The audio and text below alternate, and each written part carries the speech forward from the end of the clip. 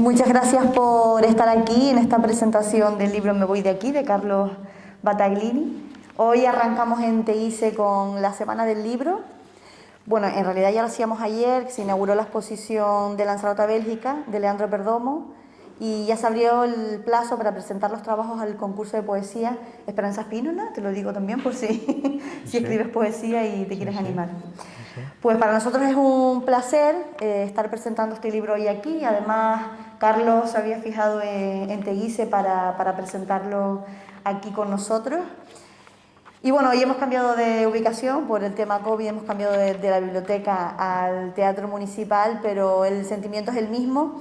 Además nos encontramos en este escenario acogidos por Ángel Guerra y por Clavijo y Fajardo, dos de los más grandes autores que ha parido TEICE, y también Esperanza Espino, la que ahí nos mira, a la que le rendimos ese concurso de poesía. Y nada, Carlos, para mí es un placer estar aquí al lado de ti. Espero que nos cuentes muchas cosas sobre tu libro, que algunas ya me has chivado, sobre que fue el más vendido en la feria del libro de Las Palmas, ¿no? Y alguna otra cosa. Y que seas tú en primera persona, que nos cuentes qué es eso de los relatos sobre la gente, que pone ahí, sobre gente que quiere cambiar de vida. Es bastante importante y seguro que servirá como ayuda a todos tus lectores y saber que se puede cambiar de vida en cualquier momento, pero que seas tú el que nos cuentes, bueno, pues cómo te animaste a escribir, por qué elegiste este tipo de relatos y todas las cosas que se te vienen a la cabeza, si tienes proyectos futuros, si antes de este existieron otros proyectos y todo lo que nos quieras contar en esta tarde, que para eso estamos aquí.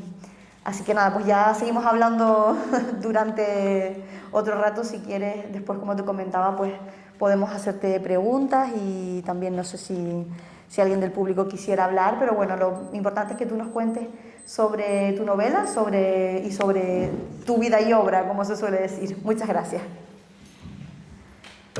Vale. Bueno, pues muchísimas gracias, Sara Bermúdez. Bueno, pues ya Sara, ya somos compañeros de trabajo, de literatura. Dar las gracias en primer lugar a todos ustedes por venir a la presentación de Me voy de aquí. Dar las gracias también, por supuesto, al Ayuntamiento de TEICE, en especial a Sara Bermúdez, la concejala de biblioteca, que me ha apoyado en todo momento para que este acto sea una realidad. Encantado de participar en la Feria del Libro de TEICE. Como dije por Facebook, para mí seguramente sea el municipio de Lanzarote más literario, o por lo menos el que, como acaba de recordar Sara, el que ha parido a los mejores escritores de la isla, como José Betancor, Ángel Guerra, también Fajardo, y después muchos escritores que están ligados a TEICE, como Leandro Perdomo, sí. Que además el Ayuntamiento le está haciendo un homenaje a Leandro Perdomo esta semana. Agustín Espinosa, recuerdo también que nombraba en sus obras a TEICE. O sea, un municipio y un pueblo que la verdad es que produce muchas sensaciones literarias, ¿no? O sea, que no me extraña que haya producido estos escritores, y espero que a día de hoy también siga produciendo más, que salgan más escritores de aquí.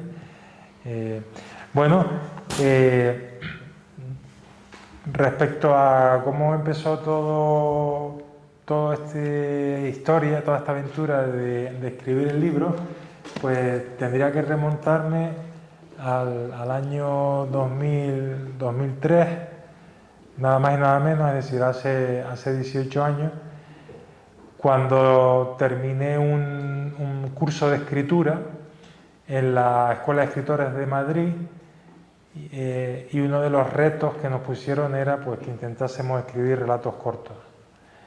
Entonces, por aquel entonces yo pensaba que escribía bien, como hacemos todo al principio en plan ignorante, que creemos que somos buenos en algo, que todo se puede hacer rápido, y entonces pensaba que los relatos cortos iba a ser pues una tarea medianamente sencilla. Y claro, eso lo pensaba en el 2003. Y el libro lo acabé de finalizar en el año, lo publiqué en el 2020. O sea que imagínense, pasaron 17 años desde que lo concebí hasta que se hizo realidad. Entonces, el relato me ha acompañado a lo largo de todos estos años, media vida prácticamente. Y yo al mismo tiempo, profesionalmente, me iba complicando más la vida también, porque me estaba metiendo en el servicio exterior de la Unión Europea, con lo exigente que ese mundillo era, en el mundo diplomático, los viajes. Estuve en Bruselas y a partir de Bruselas, pues después de sacarme la oposición, estuve 4 años en África, 3 años en el Pacífico Sur, y el libro pues sufrió las consecuencias también de esta vida, ¿no? De esta doble vida de escritor y de funcionario. Entonces se iba retrasando, entre comillas, por diferentes motivos. Por el aspecto profesional, por un lado, y también porque a medida que iba pasando el tiempo, pues ganaba en lectura, aprendía más recursos, conocía nuevas técnicas, tenía más influencia, más experiencia, con lo cual el abanico aumentaba y complicaba también más el libro, porque retrasaba todo lo que yo pensaba que en primera instancia era algo, una obra relativamente buena. Al cabo de un tiempo lo leí y me di cuenta que no lo era, con lo cual volvía a corregir, a renovar los textos, a hacer otros nuevos, y al mismo tiempo iba sabiendo un poco más del mercado literario también, porque no todo vale. Yo tenía relatos de diferentes géneros, tenía relatos que hablaban del Imperio Romano y los mezclaba con relatos experimentales, y después tenía relatos que son los que forman el cuerpo principal del libro, relatos más de corte realista. Entonces el mercado decía, y en este caso estoy de acuerdo con el mercado decía que no puedes mezclar géneros, no puedes poner, por ejemplo, ciencia ficción con historia, porque no es coherente, o sea, tiene que haber una unidad temática. Entonces todo eso complicó más todavía el proceso. Y tuve que descartar relatos de ese tipo, relatos de corte experimental, de corte así un poco friki, un poco alocado, y centrarme en los realistas, que eran además los que más me gustaban, y porque también se relacionaban con los escritores que seguramente más influyeron a la hora de escribir el libro. Estoy pensando en escritores como Julio Cortázar, seguramente con el que más he disfrutado en lo que a relatos cortos o cuentos se refiere. Estoy pensando también en los americanos, por supuesto, a los que debo mucho. Por ejemplo, Raymond Carver, otro de los maestros del género, del relato corto. Y también escritores como Salinger, fue otra de las influencias que tuve. No tenía tantas influencias españolas o canarias, sinceramente, porque creo que es un género que todavía en España no está del todo consolidado. El mercado, las librerías o quien sea suele primar la novela como el género rey. Y después, con el tiempo, uno entiende por qué es así también, porque yo, ahora que estoy escribiendo una novela, me doy cuenta también que es un género muy exigente, donde hay que trabajar muchísimo. Sin embargo, para mí, pienso que los relatos son más difíciles, no más duros. No es lo mismo. O sea, creo que la novela hay que trabajar más, te deja mucho más exhausto. De hecho, incluso ahora estoy perdiendo peso con la novela que estoy escribiendo. Pero la complejidad, para mí, está más relacionada con el género breve, cuando tienes que decir en pocas palabras muchas cosas, porque eso es un poco la idea de los relatos cortos, decir en pocas palabras y de la manera más precisa posible, transmitir el mensaje a través de esa brevedad impuesta. Dice un escritor que se llama Andrés Newman, que me gusta mucho, que dice que como un relato es como tirar un penalti, hace un símil futbolístico, y una novela es como tirar de portería, como sacar de puerta. O sea que a partir del saque de puerta hay muchas posibilidades, sin embargo el penalti está mucho más acotado y mucho más limitado. Entonces todo eso fue aumentando el proceso al mismo tiempo que yo vivía mis experiencias en África y tal, tenía también mi web, mi blog, y claro, pero llegó un momento dado, digo, es que la vida no, la vida es limitada, un día no, nos morimos, es así, está hecho así.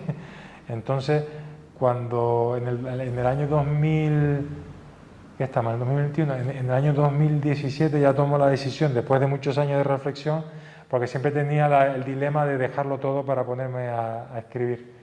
Y ya en el año 2017 por fin tomo la decisión, y así se lo transmito a mi jefe, de dejar de lado mi carrera diplomática para centrarme en la escritura, porque no había otra manera de progresar y de darle el respeto y la seriedad que el género se merecía.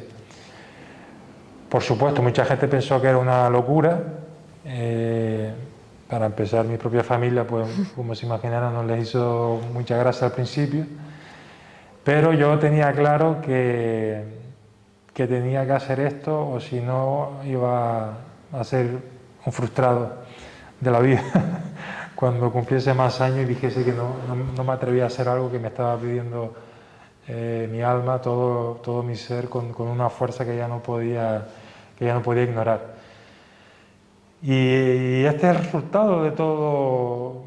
Yo no sé si estoy hablando demasiado o si... No, está bien. Sí, si quieres, para que sea un diálogo también, pero este es un poco el resultado de todo este periplo, de toda esta aventura, de Me voy de aquí. El título también es un poco, seguramente tiene algo que ver también con mi propia decisión, ¿no? Con esa huida constante, que a veces no es más que cambiar de cárcel, como acabo de leer también un libro de Andrés Newman, al que vuelvo a citar, en un libro de aforismos que recomiendo mucho, que se llama Barbarismo, que hace su propio diccionario y en una de ellas pone huir y él lo define cambiar de celda. Bueno, pues de alguna manera yo no concibo la vida sin el movimiento constante, básicamente. No sé, cada uno se alimenta de lo que le mantiene vivo. A mí el movimiento constante me da mucha energía para seguir viviendo y para seguir haciendo cosas. Y Me voy de aquí un poco, refleja un poco ese deseo continuo de ir de un sitio para otro, para seguir explorando y curioseando e investigando por ahí. Pues fíjate que... A ver si te funciona. Sí. No, a ver, no pasa nada. A mí me parece súper interesante también la vida que cuentas de diplomático, ¿no? De ese viaje por el mundo. Pero cuéntanos un poco qué encuentran los lectores en el libro Me voy de aquí. ¿Qué se encuentran? ¿De qué trata esos 10 relatos que pone ahí de gente que quiere cambiar de vida? Sí. ¿Qué encontramos en tu libro? Pues sin hacer mucho spoiler, es decir, sin destripar demasiado el libro, pues lo que vamos a encontrar son personajes que buscan un cambio, personajes que no están del todo cómodos con sus vidas, no están del todo cómodos con sus relaciones laborales, relaciones sentimentales, relaciones sociales, y tratan un poco de iniciar un nuevo periplo en su vida. Entonces, hay diferentes grados, no voy a decir que están desesperados, pero la mayoría están intentando salir de donde se encuentran. De hecho, el primer título del libro se iba a llamar Salir. Emanu, deja el móvil que me distrae. Como mi hermana se lo puedo decir. Sí. Sí, que me distrae que esté viendo el móvil. Y bueno, entonces nos encontramos con personajes en diferentes contextos, pero todos unidos por la misma dinámica. Por ejemplo, el primer relato se encontrarán con dos amigas de la infancia que toman caminos completamente opuestos.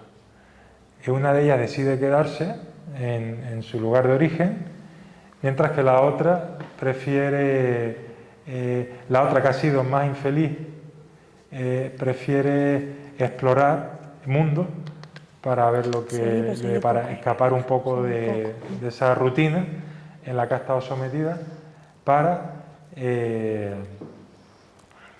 liberarse. Entonces, al cabo de los años se reencuentran, ¿no? La que se había quedado en el pueblo era la guapa, la triunfadora, sin embargo, la que ha salido, pues viene muy reforzada de esa experiencia.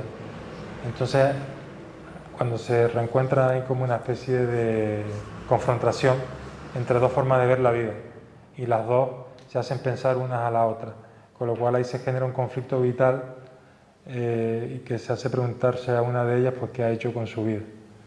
Ese es uno, por ejemplo, el que inaugura el libro. Hay otros que van, por ejemplo, de amigos también que se reencuentran después de muchos años y a lo largo de una fiesta, este se llama Carnaval, por ejemplo, a lo largo de estas fiestas, de este encuentro, pues van floreciendo los sentimientos más primitivos que todos tenemos dentro, pues bueno, liderados por lo típico, ¿no? Por la soledad, falta de afecto y todo este tipo de cuestiones. También el amor, por supuesto. O sea, todo lo que rodea al ser humano. En general son esos, ¿no? Se van a encontrar con historias de gente que trata de modificar su estatus actual. También es verdad que cada persona que lo lee tiene una versión diferente. Incluso un amigo me dijo el otro día que por qué se suicidaba en el segundo capítulo el protagonista. Y digo, pues yo no sé dónde has visto eso, aquí no se ha suicidado nadie.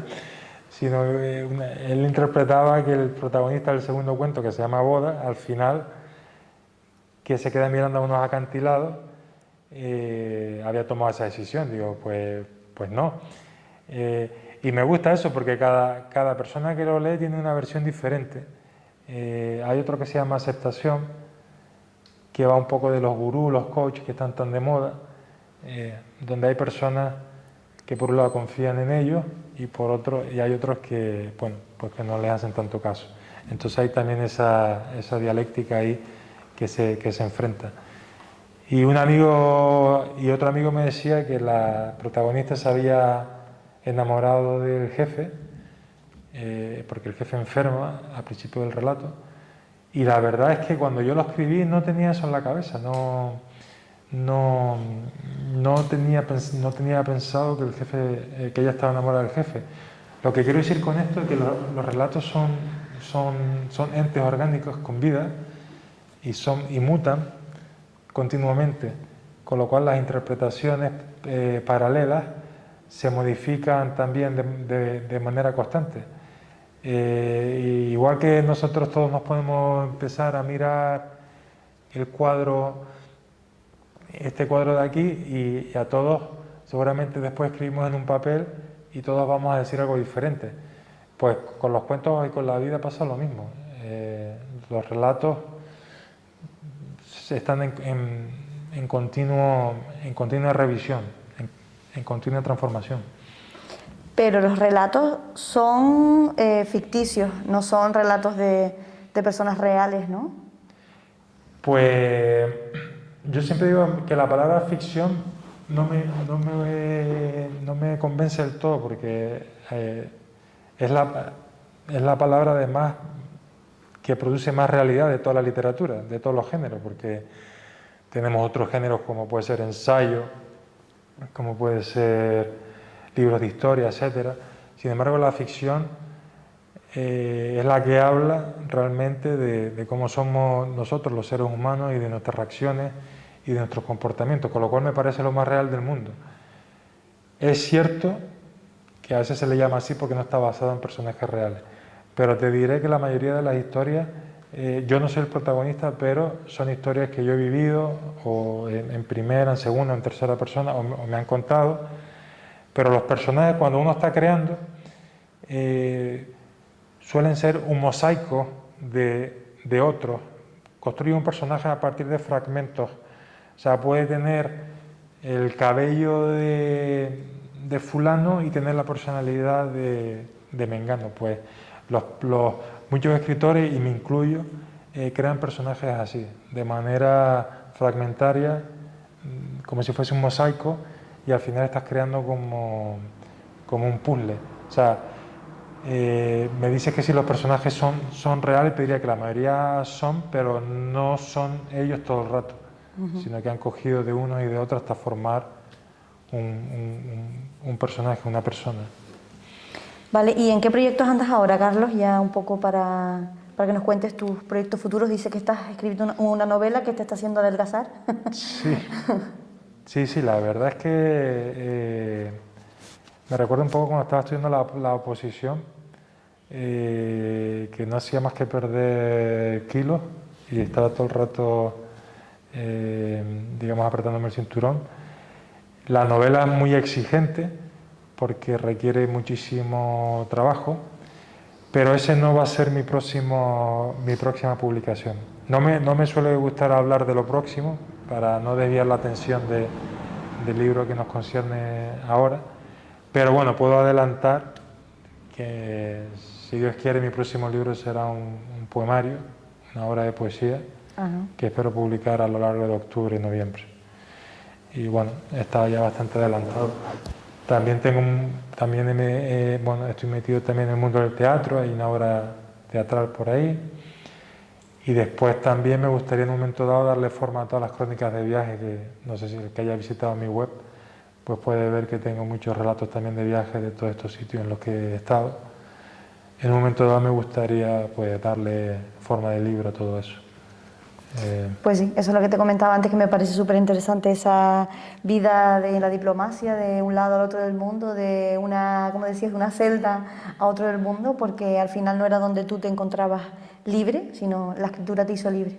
Entonces, ya un poco para finalizar, quizás Me voy de aquí, tiene una parte de autobiografía, ¿no? De ese sentimiento tuyo que iniciaste el libro en un momento en el que querías cambiar de vida, en el que, a pesar de estar al otro lado del mundo, completamente conociendo cosas nuevas, libre, pero te sentías prisionero, y quizás por ahí tu novela tiene, o tu libro tiene algo de autobiografía en esa escapatoria. Sí, no, sin duda. Sin duda. Como dije un poco antes, ¿no? El problema de haber estado por ahí demasiado es que después uno nunca está tranquilo donde está. Existe el llamado síndrome del, creo que se llama, del eterno viajero, que es que siempre estás pensando en otro sitio. Bueno, yo llego a la conclusión de que Lanzarote, sinceramente, es de los mejores sitios del mundo, y no exagero, por lo menos yo lo veo así. Y siempre uno acaba volviendo aquí, ¿no? a su tierra, pero aún así siempre uno está pensando que podría estar en otro lado. Por lo menos a mí me pasa eso. Si bien es verdad que a medida que vas cumpliendo años, cada vez me resulta más, me cuesta más, despedirme de los míos, y las salidas suelen ser ya más frías. Me quedo ahí más como, quizás me estoy perdiendo algo aquí, pero vamos, esa sensación de pérdida, de que te estás perdiendo algo, también es muy normal, que yo creo que nos pasa a casi todos, ¿no? Que siempre creemos que podríamos estar haciendo otra cosa y tal. Entonces te respondo que por supuesto, que yo mismo podría ser un personaje más del libro en búsqueda de otra situación, de otro contexto y de otra ilusión, por así decirlo. Muy bien, pues creo que querías que viéramos un vídeo, ¿no? Ahora. Sí, puedes poner el vídeo y después, si alguien quiere hacer una preguntita, vale, pues, perfecto.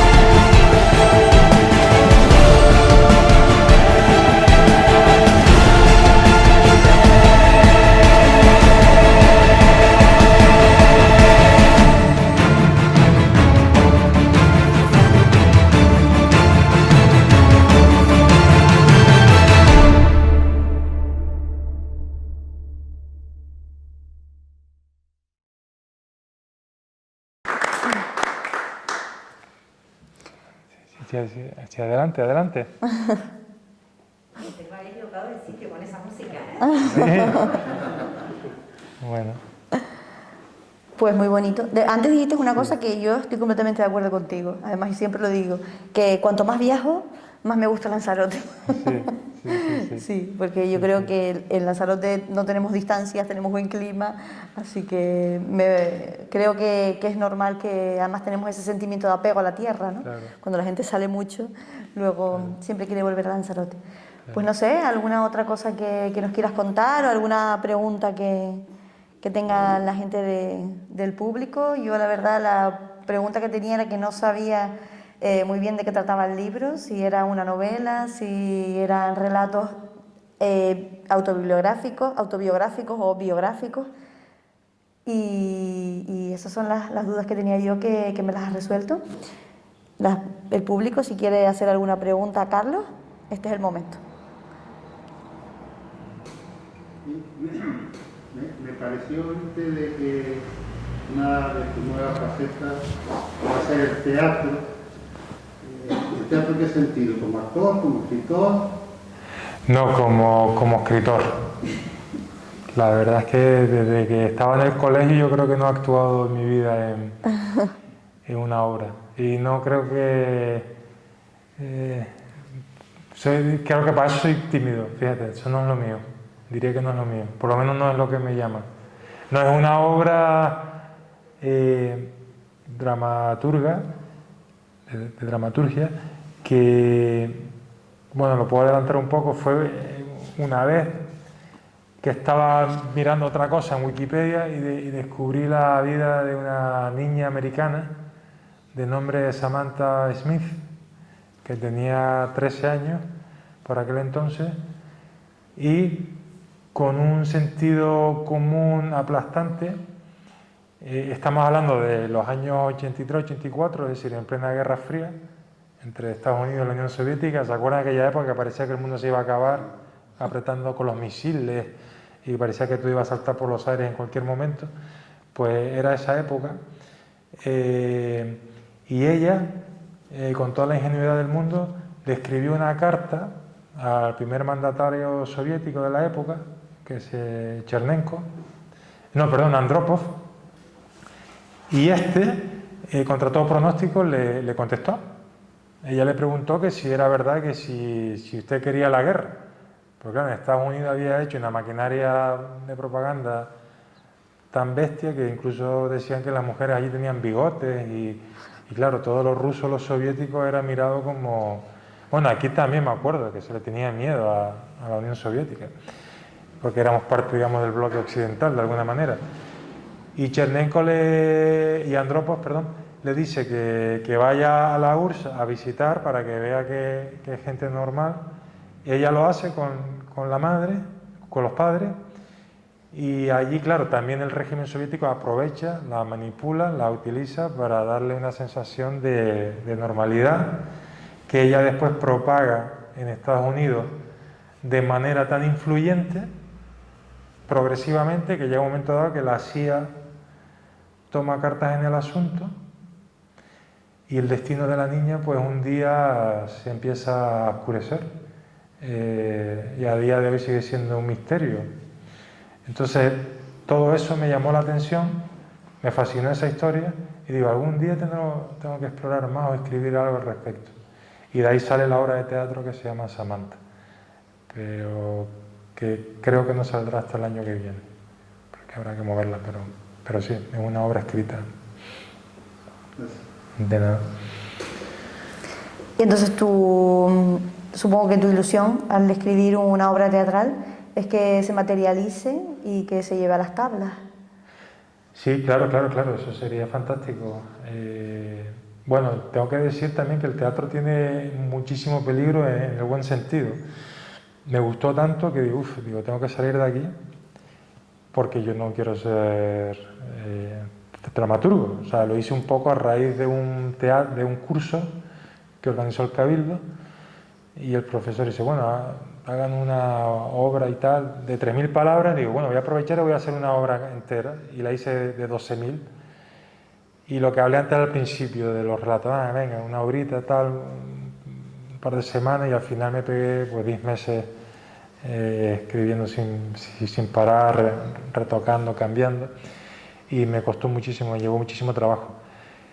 Y claro, al mismo tiempo todo el proceso de documentación que iba haciendo, todo lo que iba descubriendo, las obras de teatro que veía para coger recorte y tal, pues digo, uff, aquí hay un mundo maravilloso, fantástico, pero que a mí la vida no me da para estar con una novela, teatro, digo, tengo que salir de aquí, me voy de aquí, porque no puedo acaparar todos los géneros.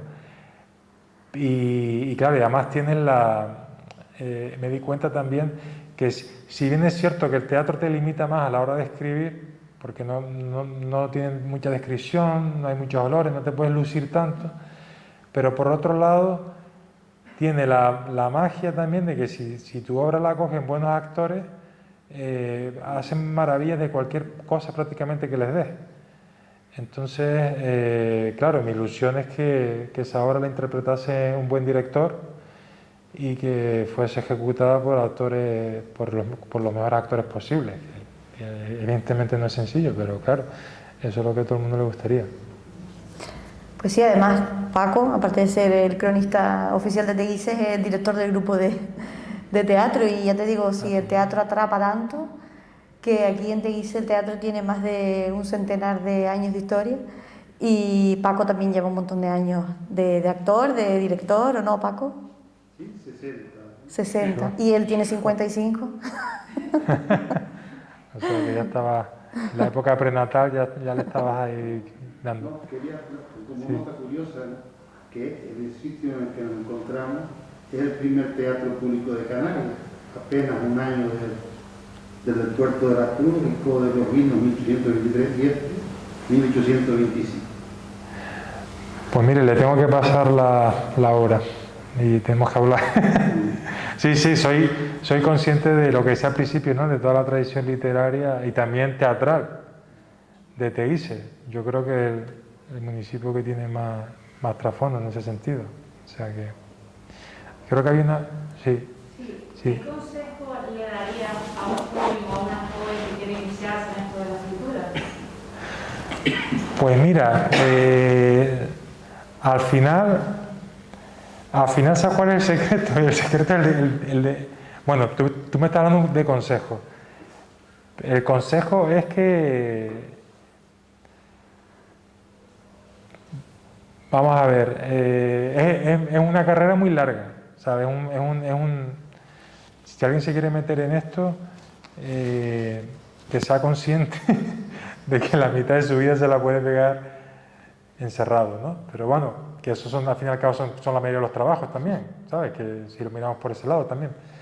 Pero mira, mi consejo es que entrase ahí con toda la ilusión del mundo y que fuese consciente de que van a venir dificultades y que aún así siga para adelante, que sea consciente de que no es un oficio sencillo. Y tampoco diría que es muy glamuroso, aunque después que sí, que fama y todos esos rollos, pero la mayoría del tiempo uno está ahí trabajando. Y además estás todo el rato expuesto. No es otros trabajos que más no te puedes hackear y no pasa nada, ¿no? Estás en una maquinaria enorme que a lo mejor ni le va ni le viene de lo que tú hagas, pero aquí estás todo el rato expuesto, con lo cual todo el rato tienes que hacerlo bien, porque si no se va a ver. Y además se nota cuando alguien no ha hecho las cosas bien. Entonces, le aconsejaría que siguiese para adelante, pase lo que pase, pero que sea consciente de que es difícil y que aún así, pues que le dé caña, ¿sabes? Que no se rinda. Blanca. Bueno, primero disculparme porque he llegado tarde, igual lo que digo ya lo has comentado, pero realmente no quería hablar del libro, sino un poco poner, porque no sé lo que he comentado del libro, pero poner en valor, porque realmente ha sido cierto, interesante una persona que hablo de ti, que tiene un camino profesional y decide parar a realizar un sueño. Y realmente quería decirte que me parece sorprendente y muy valioso. Pues muchísimas gracias. Te lo agradezco. Tienes que decírselo a mi padre también. Ya te lo convence.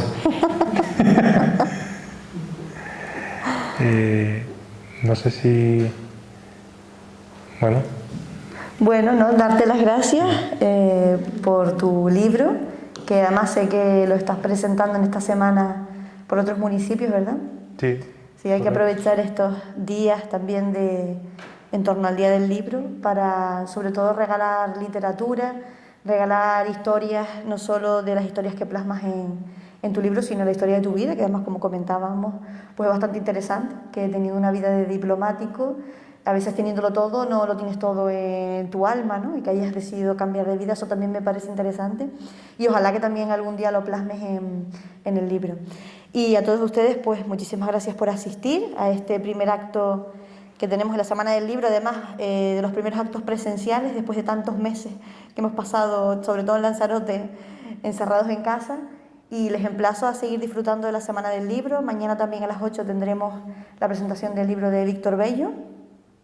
El jueves, además, hablábamos al principio, en homenaje a Leandro Perdomo, que tenemos aquí el busto, el grupo de teatro leerá unos relatos de Leandro Perdomo y Daniel Aparicio, un joven de aquí del pueblo, hará una performance. El viernes se lo dedicamos a los escritores jóvenes, un escritor de La Graciosa, que escribió el relato, esos sí son biográficos, de las mujeres que subían y bajaban el Risco, es el viernes. Sí, sí, lo conozco. Sí, además un chico joven que se animó a escribir, que se animó a recoger esos relatos de las mujeres.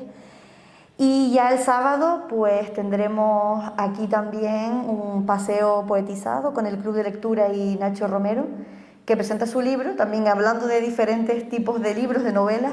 Es un libro de senderos y de poesía. También hay uno el jueves en Costa Teguise, Pequeños Amigos, que se me estaba olvidando. Así que muchísimas gracias a todos los que quieran escribir, y a ti si escribes poesía les animo a participar en el concurso de poesía Esperanza Espínola. Y nada más, muchísimas gracias a Toño por toda esta instalación. Y nada, muchísimas gracias y feliz Día del Libro. Gracias. Gracias.